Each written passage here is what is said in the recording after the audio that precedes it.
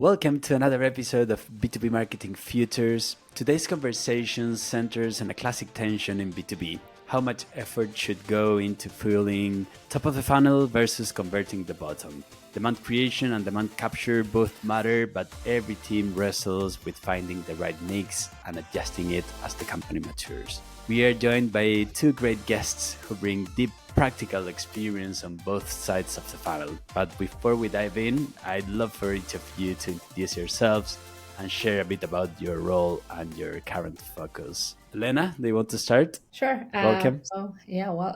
Thank you for the invitation. I can share a little bit about myself. I'm Elena, about 10 years of experience, mostly in B2B marketing, currently working at SimScale, leading the demand generation team. I joined about 5 months ago, so I'll try to split some of my experience between what I've been doing here and my previous experience for 6 years at Firm Labs, which was a manufacturing 3D printing company. And then the current company at SimScale, it's an AI native simulation software that enables engineers to get very quick results and then get their products out to market faster. So very two different but interesting industries, and it's been a lot of fun, actually, to explore kind of the company, where we're at, how we're going to be building this year, but also leading into next year. And precisely the question is what we're spending a lot of time in Q4 is how do we balance a little bit more the spend between brand and capture, and how the two motions between commercial and strategic will change next year, and where do we put our spend efforts, our campaign efforts and messaging efforts. So definitely curious to share also more with the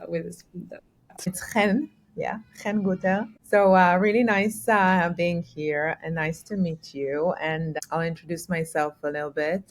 So I've spent the past 18 years now building and scaling brands across basically every stage. So I started my career in Procter and Gamble, managed billion-dollar icons like Pampers and Pantene and Fairy and Always and more. And then transitioned into hyper-growth startups like Lucia, the sales intelligence platform, working on a PLG motion. And then transitioned into the global platform of AppsFlyer, who's the market leader in marketing measurement. So I worked on quite different businesses throughout the years. My passion in marketing has always been pretty much the same, despite all the changes. So it's building brands that connect emotionally and earn the trust of the customers, but not for the sake of being a love brand, but in order to drive measurable growth. So that's my passion. I'm very results driven for what you might say a brand marketer. And now I started just this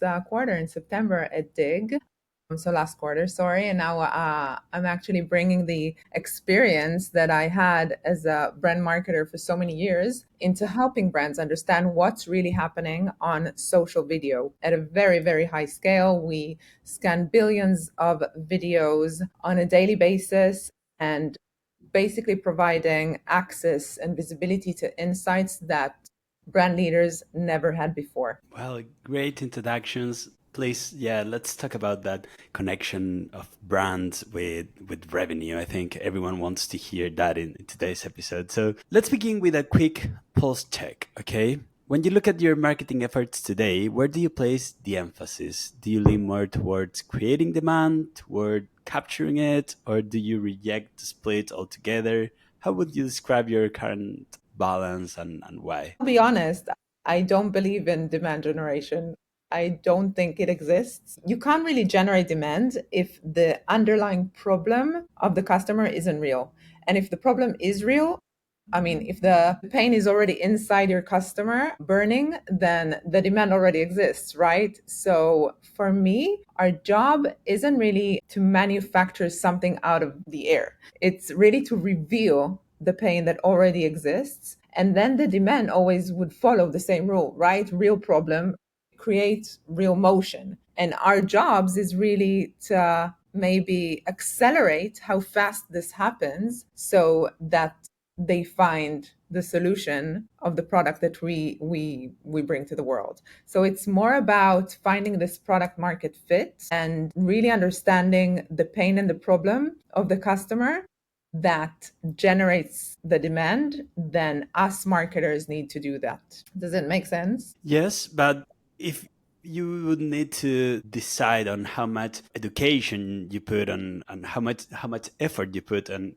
educating your customers about that pain point and knowing that you can solve that pain point versus actually just capturing the demand that they are telling you, or they are filling forms, or I don't know how you split those efforts into education or capturing the efforts. Yeah, so I think because we're a very early stage startup, I still don't have the right lane that I can tell you is now proved, right? I keep every single day looks different, and I'm still shifting between really identifying the customers and the verticals who are already suffering from the pain that we solve into really responding to the ones who know they have the issue and they need the solution. So for me, it's more about meeting the demand, matching it, maybe amplifying it through the marketing that we do. Awesome. Elena, what about you? I think it's interesting, like when you were talking about, yeah, like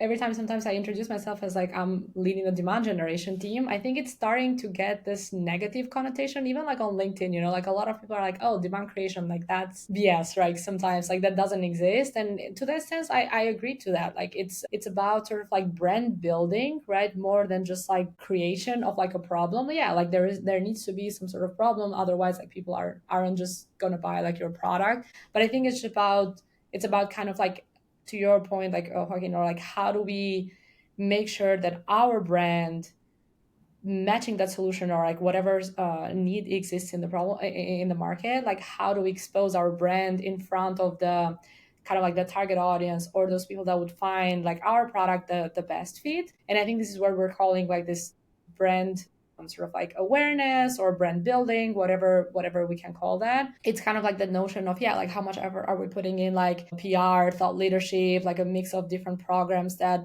are not necessarily like a lead capture, like just a lead magnet of like what we are used to. Like five years ago, we would be talking about just like white papers and webinars and gating all the content possible. And then today we're so much more like talking about thought leadership campaigns and just like getting our voice out there and going a bit more back to like building the brand and like that feeling and kind of like the solution driven motion of a brand. And for us today, it's like I kind of like I could relate to this, like the day or the quarter shifts like very very much sometimes, because it depends on the company priorities. But what I can tell about SimScale today is that because we have these two motions around commercial and strategic, they kind of require a little bit more different efforts. So I think on strategic, and especially looking into next year, I think brand building is a lot more key. And we are spending probably like 60% of even the budget more on like brand building versus just like purely lead generation. Whereas on the commercial funnel, I think we're kind of more reverse. So it's more like 60% lead creation, lead capture, if you like, and the rest is more kind of like brand build, which kind of organically comes as we're doing this for the strategic level as well. But on the PLG side, I think we're spending a bit more time like on PPC, kind of optimizing for that. Whereas on the strategic side, it's a lot more like thought leadership. We have a great CEO actually who's like very outgoing and very outspoken, that has tremendously helped that. And things like, even though it sounds like a bit like cliche, but PR, I think we're going to try some of that next year, but more on a storytelling front. I think it would be great to keep talking about like how you build demand. What strategies have worked best now in your current experience or previous experiences building long-term brand awareness and engagement. You mentioned, Elena, that webinars was something quite big in a couple of years ago, gating content, and that's shifting towards thought leadership. I don't know, Hen, if do you agree with that, or I don't know, Oh, tell me. 100%. I'm a big believer in thought leadership. At the end of the day, I think one of the intentions we have is really to put ourselves out there. At Dig, I can tell you that we still haven't existed long enough for me to talk about what's working long term, because we're still at this messy stage of building. But I can tell you that already now I can see how thought leadership is working for us. Specifically, the moment we started really showing prospects what actually happens inside social video through thought leadership. So the signals and the insights and the narratives that customers are truly talking about in user generated content, everything started to click. And that's actually our differentiation as well. So what I'm trying to do, top of funnel demand generation with our marketing, is really to demonstrate that eye-opening value that Dig provides. And sometimes it would be through an industry report, right, that we generate from our own unique data on the platform, like, for example, helping brand leaders from the skincare category to really understand what's going viral on TikTok for Gen Zers. And other times it would be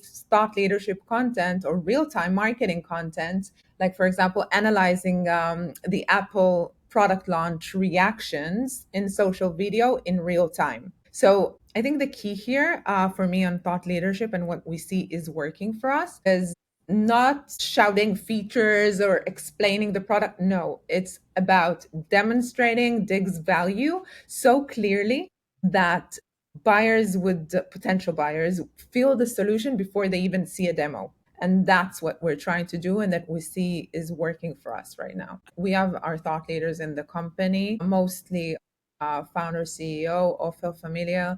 He is actually, we're both very lucky, Elena, Yeah, I know. he's also very good at content creation and making a message. So he's doing a lot of that, but also we do sponsored, obviously, on LinkedIn mainly. The best performing content, I guess, right? Yeah. What about you, Elena? Yeah, I think we kind of started there. I honestly think it's you gotta, as a marketer, you probably are very lucky if you have someone on the company who is like great at creating content, that especially if they're closer to the product. In our case, it's a much more like technical product where it's a simulation platform and it has like usually it's like a very big buyer committee as well. And in some cases, they need a little bit more explanation. To some extent, it makes me believe that you have to create some demand there, just because not a lot of people still kind of like understand why it's important, or why this would be different from like a solution that it's in the market, that it's quite outdated or very desktop heavy versus like cloud based.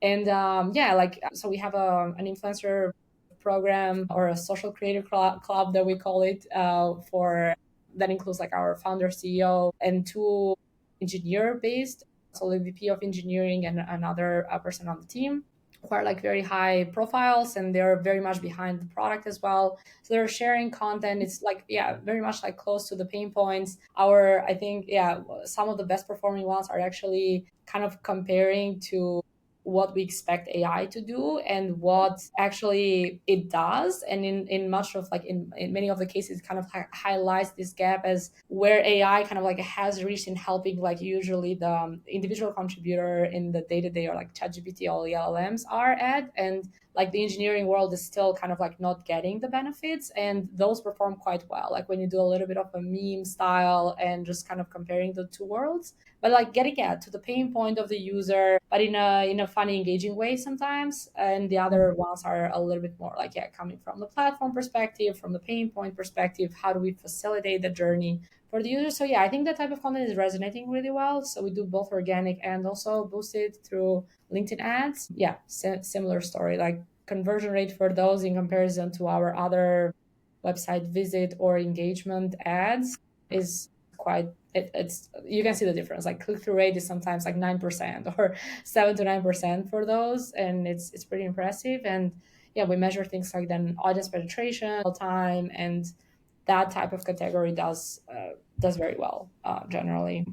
And what about the consistency that you need to have when you're creating content? Let's say organic content. Do you need to post daily, weekly, monthly to expect a funnel and to expect results? We will talk about converting this in a second, but let's talk about the consistency that you would recommend our listeners. You're referring to organic LinkedIn content? Yeah. Yeah. It's so hard to predict, right? Because one post can become viral and then the next three posts don't generate any interest. So I made, just the rule of thumb of publishing on a weekly basis. Sometimes I manage to do more than that, but the minimum is really weekly basis. But that's just a rule of thumb, and something that I can do with the current capacity of the very small team here. Yeah, we do also like we actually post about 3 times a week on organic, and through the influencers, our CEO does about like one time per week, and the other two, like, yeah, it's on average 0.5 per week, because they're also like quite busy and it takes some time, right? Like you also need to not just like guide them, because the content is like quite technical, but they also need sometimes like some effort. If we're doing a video like that, of course, like needs more time to shoot. But for now we are sticking mostly to just text, basically text copy. Yeah, well, of course, you need to look at the resources that you have. If you are a one-person team, of course, you can't publish daily. But according to Neil Patel, who's very informed on this and has analyzed a lot of different brands that do this well, he says that to do it well, you need to do it daily and in every single platform. That's the recommendation that the best marketers are I can saying. Of tell you course. that at AppsFlyer, that's what we used to do. We used Mhm. to publish daily thought leadership content, both from a team of thought leaders around different areas of the company, but also from the AppsFlyer account. And it's a long-term play, right? You don't see immediate results. It's like another drop and another drop and another drop. And then at the end, you start seeing impact. So yeah, I would definitely aspire to daily publishing. Yeah, and also that's something very important for generative. I forget. Oh, I always forget the term. But yeah, if you want to appear in LLMs, apparently that's another factor that's super important, as well as PR. Elena, as you were mentioning, it's something very relevant to be named. Yeah. I mean, we're seeing like AI kind of pick up a little bit, like slowly. It's very slow, at least like the measurable impact, let's say, like the direct, referral from LLMs, but it's going to get there, I think. Of course, like you have to optimize for it, but at the same time, I think it's just you have to make sure that you show up, because as we know, like this whole no click experience is going to get like even more real, I think. Yeah, it's going to be, I think we're in an interesting point as us as marketers, like trying to navigate a lot of this different sort of moving pieces between like different like funnels that you have in the company, and then also like so many things changing with AI today. It's quite interesting. So for sure, fun times to be alive. Exactly. Okay, so let's move down the funnel. What strategies have worked well for you in capturing demand? How do you turn existing interest into pipeline? I don't know, through paid sales enablement, retargeting. I don't know. You tell me. So for us, I'll talk for the experience here. I've been here for like few months, right? So for the commercial funnel, I would say like for, like smaller deal sizes, which I think the company has like for the majority of the time, it was based on the commercial funnel, like the smaller deal sizes.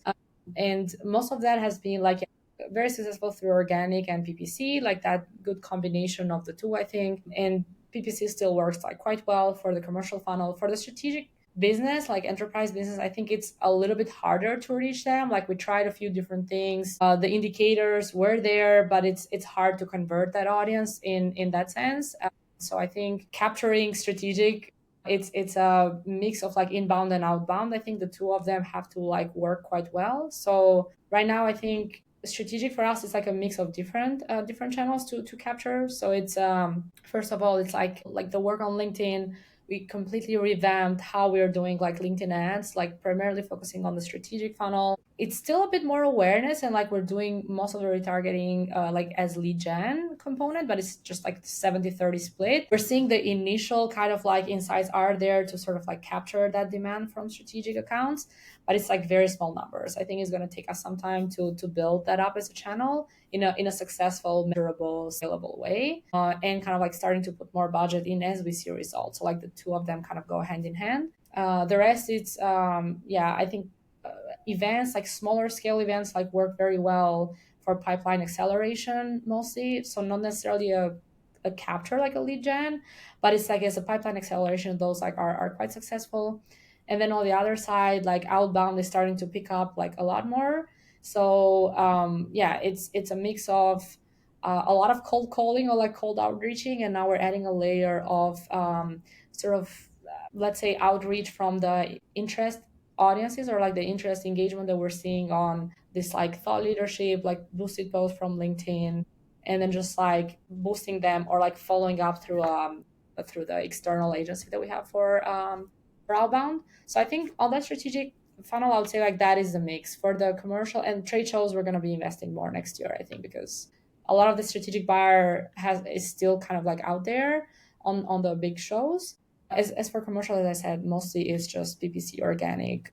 It's doing quite well in the community. We have a PLG sort of so sort of like having the platform there and making sure that people can reach out and see the product for themselves. It's been like a huge help, obviously, as a SaaS platform. So I think those are kind of like the two major differentiators for the two funnels. We also go for a mix of inbound and outbound, obviously. But I think the key strategy that we follow is really, I'll start it all over. It's actually an interesting story. I've been a user of the category of social listening that I'm now disrupting with Dig for my entire career, right? So I basically experienced the pain that we're trying to solve firsthand. So in theory, what's the problem, right? Social listening in theory sounds super powerful. You get control of the brand narrative, you monitor every mention, but in practice, the way this category works is that you as a marketer get basically buried under millions of alerts every time your brand's name pops up online, okay?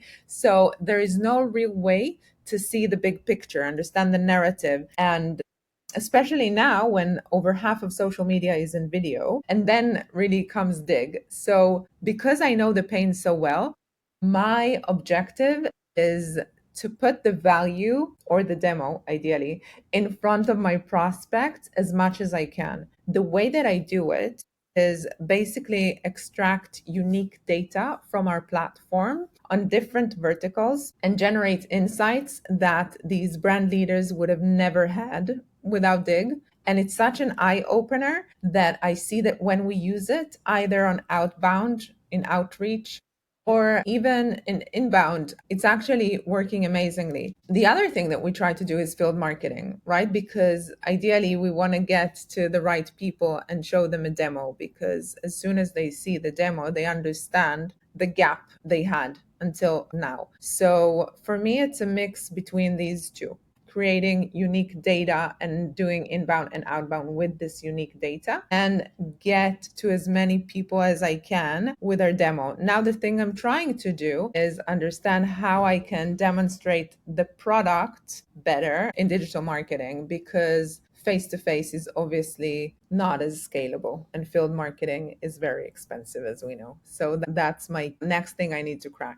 And when you both mention outbound, whatever, if it's cold calling or email marketing or LinkedIn messaging or whatever, are you going 100% cold, or are you picking people that already show interest on LinkedIn or something? And I don't know if you have any preferred tools to capture that intent. I don't know if you're using Clay or any other tools to do that. Yeah, for us, yeah, no, I was just saying, like, I'm just getting exposed to outbound right now because, nature of the business. For us, yeah, it's a bit of, well, I think it's mostly actually crawling through like Clay, using Clay, basically just like crawl the most engaged ones, like on our platforms, like at least the part that I'm involved in, like kind of supporting the outbound efforts. And I think the sales team is also like doing a bunch of like cold outreach, but like mostly through emails, I think, and they're trying to reach out to some of their like ideal customer accounts that we might have had like some sort of like engagement, but they're not really like in the prospecting or